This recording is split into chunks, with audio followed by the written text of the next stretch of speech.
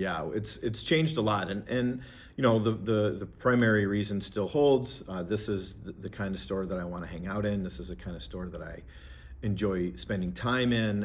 Again, clean, open, friendly, well lit, smells good. All of those things. And we opened our second location, Batavia, with all of the same ideas in place, and I think we did a real good job there. So now we've got 2 locations, and it turns out that my desire to hang out in those places, I'm not alone in that. Lots of other people wanted those kinds of things, and we get those compliments all the time that we are that kind of place. So that, mission accomplished there, achievement unlocked, as far as the kids say these days. Yeah. But as time has gone on, I've realized the value of building a community, and I use that word, I overuse that word because it means so many different things, right? So community, like physically the community of the area that we're in, the Roselle, Schaumburg, kind of area.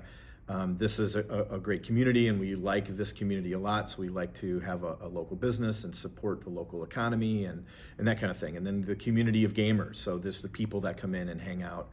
And we find that not only do I like to hang out with them and play games with them, but I want to help them, and I am helping them. And having this community here, the store here, fosters that kind of friendly, fun, safe environment, inclusive environment, and it allows us to kind of find, how we say it, we kind of find our people, right?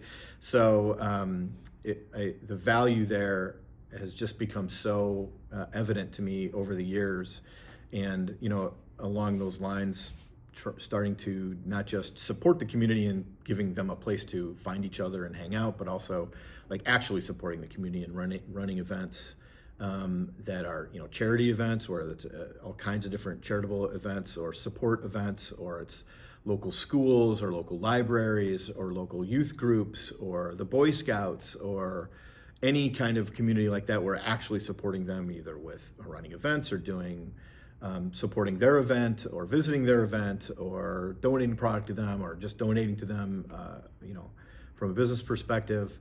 So we're now, I feel that now is an important part of the reason why I love to own Grognard Games and love to own a business. It's given me some real enjoyment and some real satisfaction, I think is a good word, in owning the business and continuing to grow the business. And we're looking at a 3rd location, and so moving into another community. I think that is a great community, and I look forward to supporting them there as well.